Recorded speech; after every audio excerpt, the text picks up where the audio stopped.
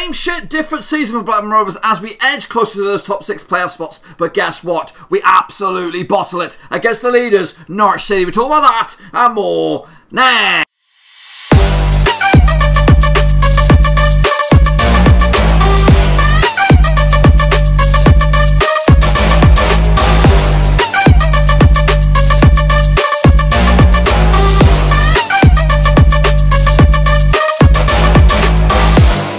Once again, another match review. This topic apart Blackburn Rovers' latest match, which was, of course, against Norwich City at Temu Pukki. We'll get to that in just 1 second. If you're new to the channel, smash your subscribe button to keep your bang up to date with all things Blackburn Rovers related, championship related, football related. We're going to know here under one Ruski. That's right, of course. Absolutely shit show extraordinaire for Blackburn Rovers as they fail to do it again, losing, of course, to Norwich City. And we'll get to that in just a second. One big shout out to the Patreon gang. You know who you bloody well are, of course, behind the scenes, doing your thing, of course, supporting the channel. So I do appreciate those guys. Thank you so much. We're up to 22 at the moment. We're actually trying to get up to 25 by the end of the calendar year. Can it be done? Can it be done? I don't bloody well know. Well, we'll find out in a minute anyway. If you are interested in becoming the latest member of that Patreon gang, check out the link down below, patreon.com/roverseas. So let's talk about it. Of course, stats and figures. Of course, already got my instant reaction already on the channel. But let's talk about the numbers, the numbers that matter. And of course, ultimately, what's gone wrong? What's gone wrong with Rovers? We'll take a look at the tail of the tape here. Of course, it was a 2-1 defeat for Rovers, with Temu Pukki getting a couple of goals for Norwich. He is the informed striker. One striker who's not informed at the moment is Adam Armstrong. And unfortunately, he couldn't find the back of the net today. To be honest with you, he looked a little bit lost at sea today. I think he's played a game too much for him at the moment. He needs a break, and unfortunately, we've got no one else to take the mantle or to hand over the reins. Of course, we're a little bit light on numbers going forward. Of course, no Big Bad Roberto, no Darragh. Just playing with what we've got at the moment, and it's not working out. So let's take a look at the tail of the tape here. Of course, Temu Pukki up, that was going on 22nd minute. We got into half-time, maybe with a bit of belief that we could get something out of this, and we did. We get something, and it was something, and there was a goal, of course, Harvey Elliott, who pretty much ran the show for Rovers today, and that's what concerns me the most. We are pinning all our hopes on a 17-year-old flipping forward, of course, on loan from Liverpool, who, to be honest with you, was my man of the match. We'll take a look at my match ratings in just a second, but ultimately, yeah, his goal, it was a great solo effort, ultimately bundling into the back of the net. It's worth the wait. We should check out the highlights, of course, for that one. So 1-1 it was, game bloody on, but no, it did not last very long. It was another shit show at the back for Rovers with absolutely calamitous back four. I don't know what's going on. Even with our tried and trusted men that you would think that you could call upon, rely upon, your Darragh Lenihans, of course, your Barry Douglases, people who've seen it and done it a little bit, especially at this level, ultimately fell short today. And of course, it was a mistake by Darragh Lenihan that ultimately gave possession back to Norwich. And guess what? Temu Pukki was on cue once again to make it 2-1. And of course, at that point, even though with time to spare, Rovers didn't really create the chances to get anything out of this. Of course, look, if you do take a look at the tail of the tape there, we did actually look like the better team, I think, completely honest with you. 57% possession for Rovers, 43% for Norwich. But hey, we've seen this before. When we come up against the big boys, your Bournemouths, your flipping, your Watfords, your Newcastle Uniteds in the cup, we play better, but guess what? We can't deliver against the big boys. The big boys get their chances, they strike, and they put the ball in the back of the net. We need more chances to try and get something out of this, but ultimately we can't find that bit of quality that will get us over the line. And again, I feel a little bit concerned for Rovers heading into this. Yes, they've got me believing, or they had me believing, that we could actually do it this season. But as the games up against the big boys come around, we're not showing the real quality that should that could push us into that next bracket, of course, and it's gonna hurt us in the end. Why is it gonna hurt us in the end? Because we've got a whole long list of players whose contract do expire at the end of the season, and I don't know what's going on behind the scenes in order to rectify that. Are we gonna get Nyambe tied up to a new deal? What about Bradley Johnson, my big boss man midfielder? He might be getting older a bit, and he might be one of those players that could be who could be on the cusps of staying or going, that you just don't know. But you don't want to be left losing around about 8 to 10 first team players over the next 12 to 18 months, and we need to get it addressed. Another one, even though it's not this season, but Adam Armstrong's contract expires next season. He is, of course, one of the joint top goal scorers. Well, in fact, not anymore. He's one of the highest goal scorers in the division, and he could walk away for absolutely nothing next season. So we need to get that tied up. We cannot be left. If we're not going to get promoted, which it doesn't look like it's going to be the case this season, we've got to secure our assets and, of course, maybe look to sell them on, because it is COVID year and all that kind of jazz. Bite the bullet, get them signed up. If you need to sell them, then sell them. But you could actually sell them for a bit of money and, of course, strengthen the Rovers, the future of our Rovers' safety, of course. But anyway, let's take a look at some more stats and figures. 20 shots for Rovers, 20 shots, 7 on target. Just one in the back of the net for Rovers. 57% possession, 500 passes compared to 392 for Norwich. Pass accuracy 81%, which is good. All these stats are pretty good. But ultimately, the stat that really matters is the 2-1, and that goes in favour of Norwich City. Let's take a look at, of course, the formations and whatnot heading into this bad boy. Of course, Temu Pukki with his couple of goals, looking the boss man, of course, coming away with the bragging rights as well. Area success rate, Rovers, of course, dominating that as well. 17-12 tackles in the air by Rovers. We also won the tackles on the ground, 13-12. Corners 6-3, but guess what? We're absolutely shit at those. Take a look at the starting line 11s in a bit more detail then, shall we, heading into this. Of course, Kaminski between sticks before Rovers. Douglas, that left back, who is absolutely robbing us for a living at the moment. I just don't see what all the fuss is about. You know, we have Leeds United fans going on about him. We have Wolves fans going on about him. And I was going on about him. I thought we'd absolutely mugged off the Premier League by taking this kid, this lad on as left back. But ultimately, he's not delivered yet. Again, you know, I think I was a little bit harsh, and still am a little bit harsh with my verdict on him at the moment. He has been not playing that many games, so he's still a little bit rusty. But hopefully patience is you know, hopefully we can be rewarded with a bit of patience, and he will start to deliver the performances that have all the his previous fans supporting him all the way, because right now he's looked below par, and I'd rather have Amari Bell coming in at left back for Wednesday night against Rotherham rather than Barry Douglas. Douglas, apparently the quality's there. I've not yet seen it, but again, he's not played that many games. Same as like Ayala, again, very, very rusty. But ultimately, we are falling a little bit short defensive-wise. Williams at left-back. Again, there was a lot of lack of communication between themselves and Kaminski at the back. Lenihan and Williams maybe a little bit on par, but ultimately, it just seemed a little bit clueless at the back today. Lenihan, of course, I was very vocal on the watch-along, very vocal on the audience reaction. He was not at his best today, and he was at fault for the second goal. His mistake gave Norwich, of course, the chance to take a strike. Boom, back of the net. And then there was a chance as we were trying to press to get an equaliser.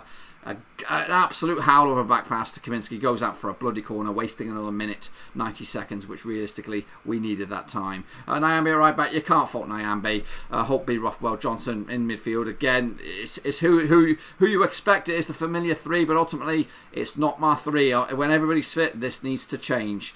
Rothwell, you know, it was a dud today. Johnson, I thought he was the best of the three. We'll take a look at my match ratings in just a second. Gallagher was the best of the... Well, he wasn't the best. He was actually... he was decent. He did a good job today, Gallagher, but ultimately he did a better job at the back than he did going forward. Armstrong was just not... He wasn't even in there today. And Elliott ran the bloody show. Here are my match ratings. Kaminski with a 7. Of course, he made some couple decent saves to keep us in this game. Probably one of the better players. Douglas with a 4. He had a nightmare. Williams with a 6. The best of the 3 at the back here. Lenihan with a 5. Naomi gets a 7 because he just shows hard work and desire, what you want from the rest of the 4 there, or the rest of the 3. Holtby not really at the races today. Not really been not been impressed with him in the past few days. Maybe, just maybe, the belief or hopefully the resurgence of Bradley Dack can kick the life out, kick these lads up at the backside here. Your Holtbys, your Rothwells know that Dacarino's coming in and he wants a starting berth here. And realistically, Dack has to come in here and fight for those spots. But right now, he's just going to walk straight in. Same goes for Travis. So you guys need to up your bloody mentality, up your efforts if you're going to keep maintain the top your top in the squad here. Of course, Bradley Johnson of Rothwell for 5 as well. Didn't get to see anything of him really today. Maybe 1 or 2 runs. Johnson got 6. He was probably the best of the 3. Gallagher a 6 as well. Better going at the back than he was forward. Armstrong was clueless, and Elliott was my man of the match. 8. And of course, a lovely goal. Good hard work. And we are pinning all our hopes on a 17-year-old boy. 17-year-old boy right now. It's absolutely shocking. We need to increase the quality. As for Norwich, McGovern between 6, Sorensen, Zimmerman, Hanley and Aaron's your back back four. Teti, Skip, Bawenda. You had young Martin was a problem on the left-hand side. Varanic as well, with Pukki, of course, up top. And they got the 3 points. To be honest with you, did they deserve it? Probably not. But guess what? At the top of the table, they're grinding out the results. They're playing like shit, but they're winning games. And that's what champions do. And I think right now, once these guys kick it a top gear, and once, of course, some familiar names come back into the squad, they could be unstoppable at the moment. Of course, they don't want to be here. They were here. They weren't here last year, of course. And right now, they top the bloody table. Meanwhile, let's take a look at some other stats and figures there. We are the orange shots here, of course. The shot grid across the board here. 705 touches to their 555. 500 passes, 392 for them. And as you can see, some other figures and all that kind of stuff. I think the woodwork was hit. Of course, I think it was Gallagher's effort hit the woodwork for Rovers. And I think it was Pukki again for Norwich. He could have had a hat-trick. He could have had a bloody hat-trick. But some really good saves by Kaminski.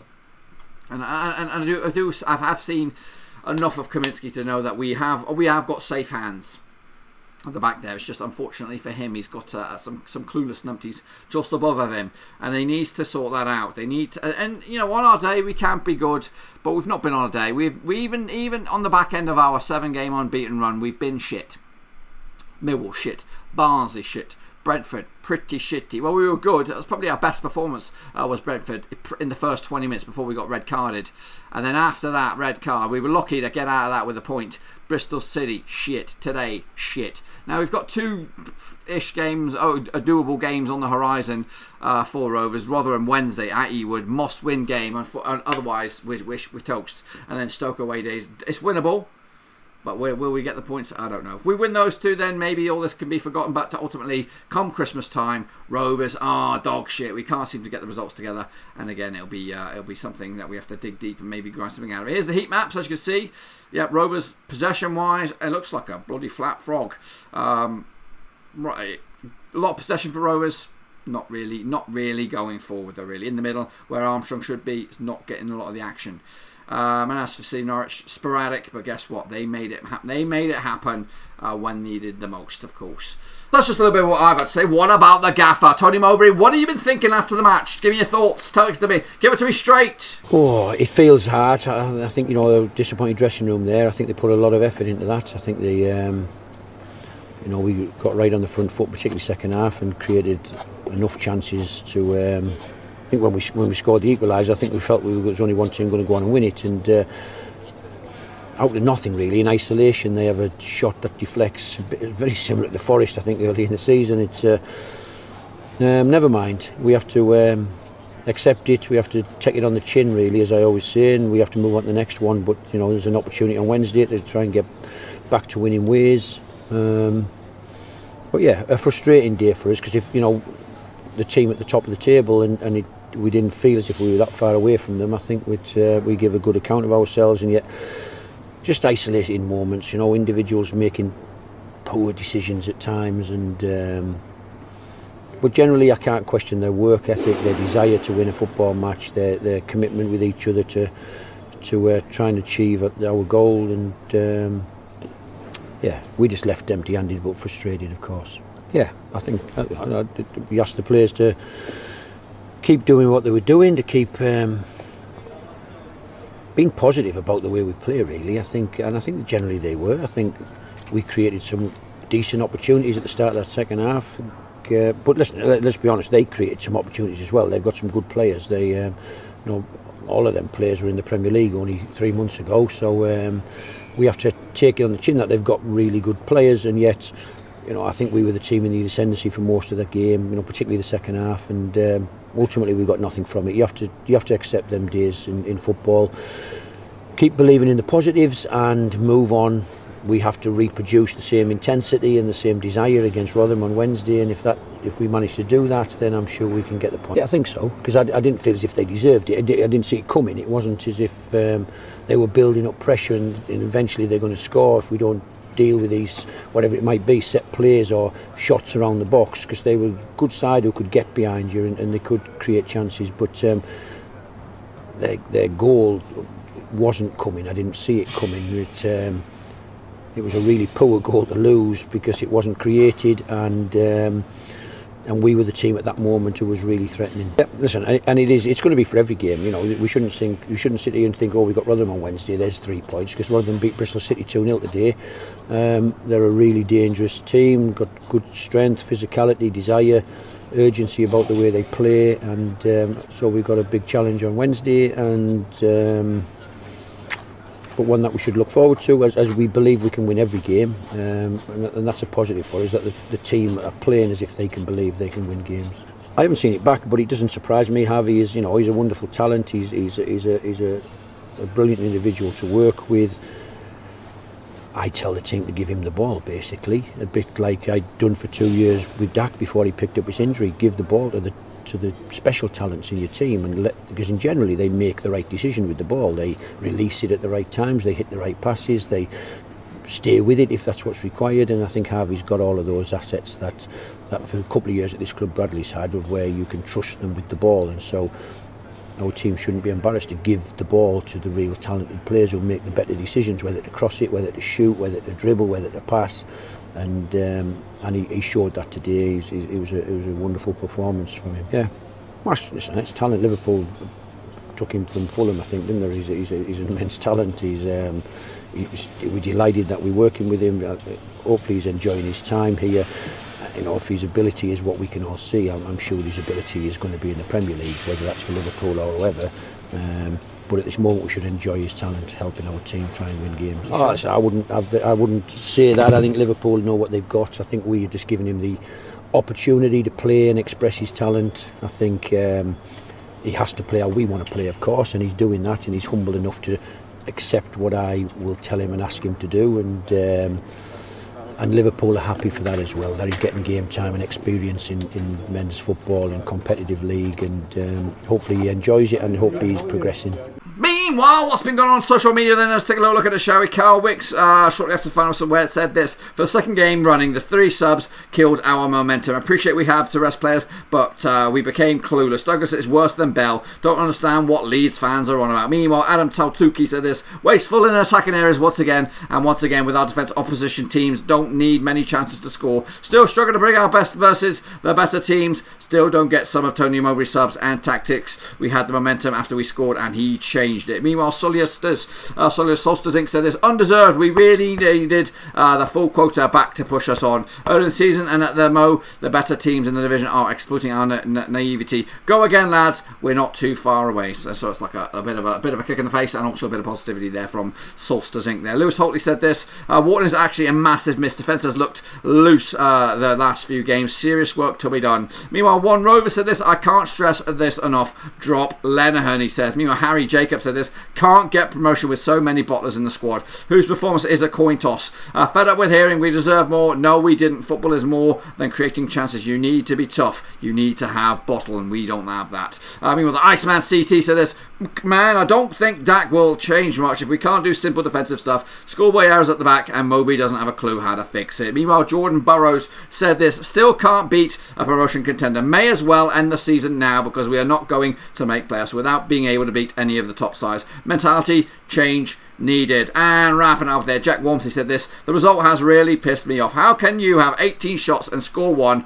It's a mess. Lenihan Williams is asking for trouble, and Douglas is absolutely shite. Changes need to be made for Wednesday indeed. We'll have to wait and see, of course, what the lineups will be. Kicking on forward, what else do we have on the agenda? Let's take a look at what else went on out in Le Championship, shall we? Yes, indeed. Of course, there were some other games. Cardiff against Swansea in the Battle of the Wales. Of course, Swansea coming out top with a 2-0 win. Bradford 3-1 winners over Forest. Of course, Tony on score sheet again to go outright leader, to put a bit of a feather in the cap ahead of Armstrong. Of course, Watford 1-0 winners over Birmingham at St Andrews Rotherham. Our next opponents did beat Bristol City, something we could fail not to do. And of course, Barnsley, Battle of Yorkshire, 2-1 winners over Sheffield Wednesday. Meanwhile, the Battle of the Ems, Middlesbrough 3-0 winners over Millwall. Luton Town 3-0 winners over Preston North End. Bournemouth 5-0 winners over Huddersfield, with QPR losing at home to Reading. Wickham lost as well to Coventry, and Derby and Stoke battled out to a 0-0 draw. And of course, the game of the day was, of course, at Ewood Bloody Park, and we lost 2-1. Indeed. Kicking off forward, let's take a look at the situation out in the league. Of course, Norwich City are, of course, 3 points clear of Bournemouth as it stands. Swansea are second. Swansea are third. Bournemouth are second. Watford 4th, Reading 5th, and Brentford are up to 6th spot. Rovers coming to us in 12th and a win away from mathematically going into the top 10, and that's probably where we're going to be shooting for at the hip at the moment. Meanwhile, Sheffield Wednesday going down, as it's Wickham not too far away either. Derby and Forest duking it out for that relegation spot. Rotherham breaking away from that chasing pack at the foot of the table there, and of course all to bloody do. Of course, heading into this week's midweek's matches, QPR taking on Stoke on Tuesday bloody night. Bristol City taking on Millwall. That's also on Tuesday. Nottingham Forest against Sheffield Wednesday. Bournemouth against Wickham. Barnsley against Preston. Watford against Brentford. Into Wednesday we have Derby against Swansea. Middlesbrough against Luton. Cardiff against Birmingham. Reading against Norwich, and Coventry against Huddersfield. Of course, Rovers taking on Rotherham in the game of the week, and I think I'm going to go against it. Go against my better judgment, and we're not going to do a watch along. I'm going to have family here anyway, so it's going to be a bit weird.